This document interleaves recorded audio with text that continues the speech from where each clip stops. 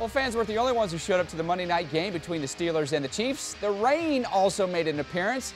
The diehard fans would don ponchos to escape that rain. In the end, Steelers beat the Chiefs in overtime 16-13. In this half hour of Morning Rush, we'll break down the huge impact the weather had on both quarterbacks.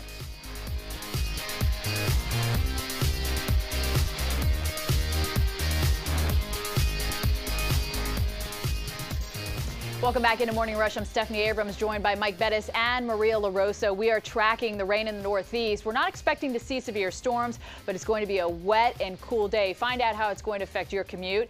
And it's downright cold in the south. Some cities are starting this morning in the 30s, and there are frost advisories up. We'll show you where the cold air is.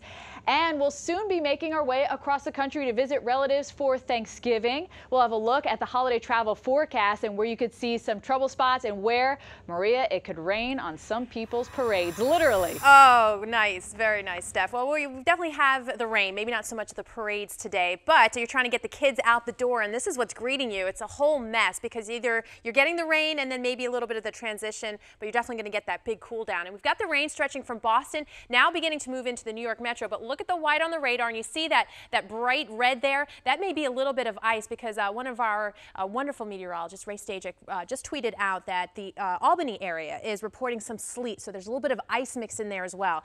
'Tis the season, right? But between the rain and some of the snow, you've got that temperature drop, in some cases more than 10-15 degrees. Boston's one of those spots just about ready to see that front come on through. It's beginning to roll through New York City. It's come through Philadelphia, and there you go. You got the heavy rain potential, maybe a little bit of ice from Allentown northward. We take you to the south, in and around D.C. It's rain. You've got temperatures into the 40s. It was in the 70s yesterday for your high temperature. Now, let's take you into the future, paint the weather picture for you, because I do have some good news, some silver lining here. If you're done with the cool rain, take a place like D.C. Looks like it's out of here by the lunch hour, so much easier evening rush for you. Eventually clearing out overnight, so you have a nice moonlit sky here. Stars are going to be out, but it is going to be cold as morning low temperatures will be back down into some spots to 20s and a couple 30s, of course. But look at that temperature change. We're taking you through the overnight hours here, and there it came in through the afternoon. Now no longer seeing the 60s in places like New York and D.C. It's now down into the 40s. So that weather pattern, yeah, it's changing up, and it's going to be cool for the next few. Steph? Well, more than 2 weeks after Hurricane Sandy, and still residents of Long Island are struggling. Power remains out for over 15,000 residents, down from 40,000 just last night, so that's good. For more on the area's recovery, we want to bring in New York Representative Peter King. Mr. King, thanks for being with us this morning. Why has it been so difficult to get the power back on Long Island? Stephanie, first of all, thank you for having me on. And it was clear to many of us on Long Island the first several days that the Long Island Power Authority, LIPA, was just not ready for this. Now, obviously, this was a major undertaking. There were maybe almost 1 million customers who were out of power. But the first 3, 4, 5 days, and really continuing to the next week, LIPA was not only unable to restore power to most people, but it was unable to communicate. It had no idea what was going to be done, when it was going to be done. It was a very haphazard, uncoordinated operation. And you had people who really had physical problems, young kids with respiratory conditions, older people who just wanted some idea when the power was going to come back on so they could make arrangements. And some of them would have to leave the state. And we got nothing. We got no information. It was totally disjointed. So I would say the main reason is that LIPA was just not ready for this. Okay, so you've called in for federal reinforcements. What would you like to see happen? Well, what I was asking for, and first of all, the federal response has been good. What I was asking for was if the president could send in more members of the Army Corps of Engineers, also more FEMA employees, to set up a protocol and a plan. I mean, help with the administration of power, but also set up a plan, a coordinated strategy that LIPA would have to comply with. I mean, the Army Corps of Engineers has restored power in Iraq and Afghanistan, and I felt they could be of extreme help here on Long Island, not just in the actual work they would do, which would be important, but also to guide and direct LIPA. Okay, so what about the future? As far as the future, this is a state-controlled authority. I would urge the state legislature, the governor, everyone involved, to restructure LIPA. This has to be looked at from top to bottom. It clearly is not equipped to deal with the major weather issues we have had the last several years.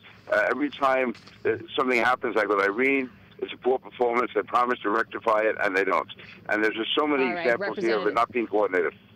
Yeah, Representative King, we certainly appreciate you coming on the program. Hopefully we can have you on in better terms next time. Mike takes us south now. All right, let's run through that forecast. Currently, it does include what's going to be happening with you here in many locations. It does include some pretty chilly air in a lot of places. It will include some cold air with that jet stream off to the north here. And what that means is you're going to have some air behind that cold front that's going to stick with you probably, I'd say, for maybe the next day and a half or so. But take a look at the frost and freeze advisories that we've got here across the south. It is going to include from, say, Atlanta, Birmingham, back toward Jackson, over toward Austin. Some issues this morning with some very cold temperatures. Okay, so you're waking up to temperatures this morning significantly colder than what they were yesterday, including 17 degrees colder in Jackson, 21 degrees colder in Montgomery, 30 degrees colder in Nashville, where the current temperature now sits at 28 degrees, 33 in Memphis, your 39 in Montgomery, and a 59 this morning in Tallahassee. But that front is just about to get through for you. Once it does, you'll feel the cooler air. Showers still plague us here through the Carolinas, but high pressure for most of you today means sunshine.